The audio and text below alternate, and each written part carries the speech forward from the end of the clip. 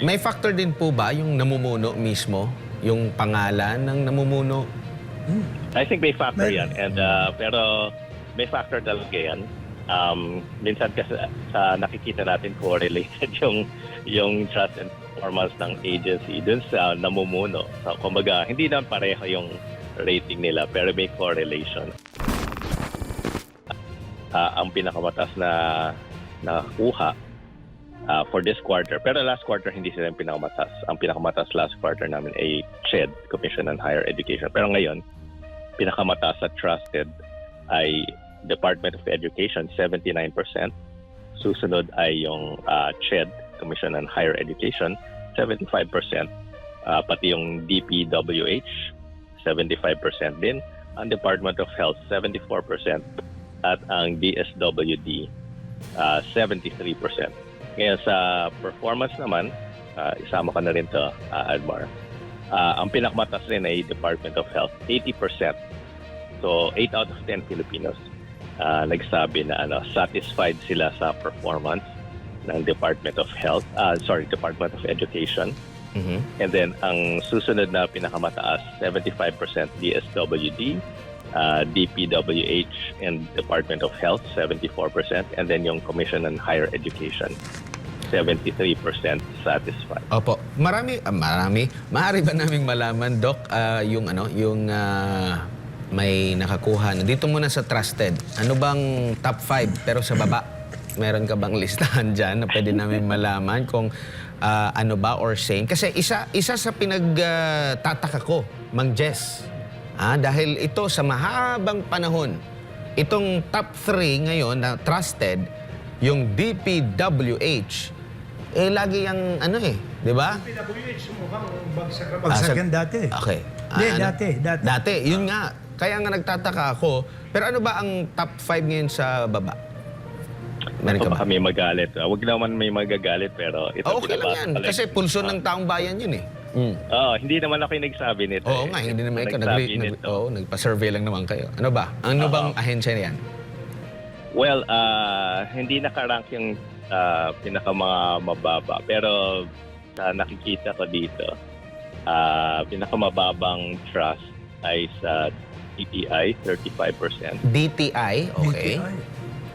Tapos ang DBM, 37%. At sunod yung Department of Migrant Workers, 30%. DMW. Okay. Sa DTI kasi, ang nakikita ko rin dyan, di ko lang alam kung ganito rin yung nakikita mo, Doc and Mang Jess. Ang dami kasing nagre-reklamo sa lahat ng produkto at yung DTI agad, yung pwedeng, kumbaga, kahit na ikaw, Mang Jess, di ba? Pag may mga substandard, may nakita silang hindi satisfied sa mga produkto, DTI agad yung mapapasok. Tama ba yung pagkakaintindi ko, Doc?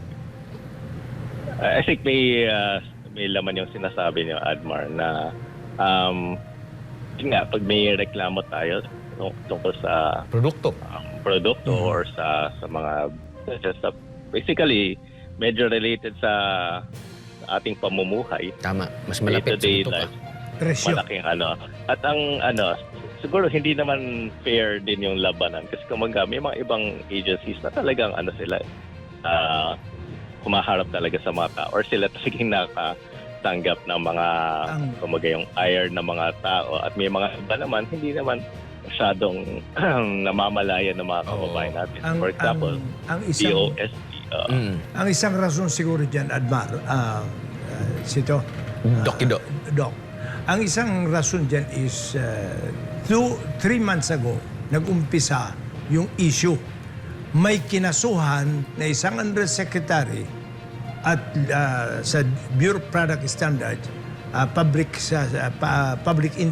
welfare, kinasuhan na illegal ang pagka-raid. Pagkatapos sa kasamang palagi, dinala pa for disbarment proceedings. Nasa diary yun lahat. So it's parang sigalot sa loob ng DTI. Pwede rin yan. Ng sigalot. Pero ang nakikita ko talagang every time na nakatingin sa produkto, kahit anumang produkto yan. Presyo, tama. Presyo. Presyo ang pinaka DTI agad. Pero ang tanong ko, hindi mo nabanggit, Doc Guido, Department of Agriculture. Kasi alam mo naman, pag presyo talaga, nandyan yan. DTI at saka DA agad yung napagbubuntunan ng sisi. Yung Department of Agriculture, yung trust nila ay 50%. Nasa So gitna lang. medyo medyo sa kalagitnaan sila. So hindi naman sila yung pinakamababa. Pero hindi naman sila nasa top 5 din pinakamataas. Oo. Pag malapit sa bituka nga ng tao, nabanggit natin, pagkain, mga produkto, presyo, yung DTI, yung pamunahin talaga. So, depende rin sa mood ng tao na sinurvey po ninyo, Doc Guido, no? Hindi hindi yan ibig sabihin na talagang hindi nagpe-perform. Survey lang yan, assessment ng taong bayan based din sa kanilang experience. May tanong na ako, Guido, Dr. Guido, tanong ko lang. How was the sample determined dito sa how was the sample? Was it random, stratified, kung ano ang kasi makita rin natin kung anong mga ginawa sa preparasyon ng sampling method para makita rin natin ang level of confidence ng mga result, di ba? Yes, Mang Jess, maganda tanong yan. At yung mga surveys ng Octa Research, every quarter ginagawa. Yung procedure namin ay hindi na namin nabago. So, face-to-face siya Consistent. and randomly sampled siya. Yes, ibig sabihin, yung mga household na ini-interview ay pinipili randomly. Tapos, even, kumbaga, pipili muna ng barangay randomly. Tapos pipili ng bahay doon by random.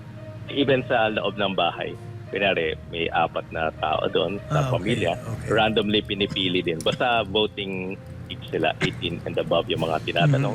Kaya doon sa survey naman, lumalabas naman may mga na-interview ng mga ABC, meron B, saka may E, iba-ibang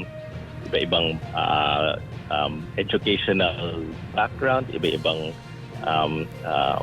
civil status, at iba-ibang edad din. Pero nagpapalit pala kayo ng sampling ng ano or steady na yung sample na yun na determine nyo? Yung pa rin? Nagpapalit? Iba-iba. Yung Random. procedure pareho. Pero yung sample mismo Yes. nagbago. Okay, So, Doc. hindi parehong barangay, hindi parehong tao Good. na interview. Doc, may tanong ko lang. Parang nagpa-fill up ba kayo? Meron ba kayong, halimbawa, pinakita na table, nandoon yung listahan ng mga ahensya ng gobyerno, tapos bibigyan lang ng grado nila, or fill in the blanks lang? Ano bang top 1, 2, 3, 4, 5, 6, 7, 8, 9, 10 mo na ano? Ay, hindi siya rin-rank. Iniisa-isa yan. Okay. Admar. So, kanyari, Top of the mind. So lahat ng ahensya ng gobyerno pinakita nyo sa isang respondent? Yes, lahat. Inisa-isa yan. So, kunyari, Department of Education, may tiwala ba kayo or hindi? Sasabihin niya, may tiwala ako. Okay, ganun lang. So, nabilang na isang may trust yun. Tapos, Commission on Higher Education, may tiwala ba kayo or hindi? May tiwala. So mahaba-habang ngayon, tanungan po ito? Mahaba yan. Mahaba yung Kasi sa dami ng ahensya ng mahabang gobyerno. survey. Yes, mahabang katanungan yan. Tapos, so yun lumalabas nga, 8 out of 10 may tiwala sa Department of Education. So, ibig sabihin, kada 8 sa 10 tinanong na ang sagot nila, tiwala ako dyan sa ahensya nila. Pero, Dr. Guido, pag yung ba'y rearrange din nyo yung order nung lista ng mga... Hindi, parang binabanggit lang ata nila, tama ba? Halimbawa, Hindi. DOH, Oo satisfied nga. ka? Even yung, the way you ask, ang guide ba, iniiba-iba nyo yung order? Pagkakasunod-sunod? Usually, alphabetical yan. Inuuna alphabetical. namin. Yes. So, nauna nga yung Department of Agriculture sa katanungan. Kasi Okay. Pero, Doc, yung mga ganap, meron ka bang listahan sa mga possible ganap between September 30 or October 4 or before pa kayo nag-survey na maaring significant na makaapekto doon sa kanilang pagdi-decide. Halimbawa na lang, halimbawa naglabas ng ganito yung inflation, yung ating PSA, ganito yung inflation, or biglang sumipa yung presyohan. So makakaapekto talaga yan based sa pagsusurvey ninyo. Meron bang mga issues na significant during that time? Mga bago pa ang survey? Well, yun yung mga ganong issues. Yung mostly about economic, yung inflation, yung presyo ng mga bilihin.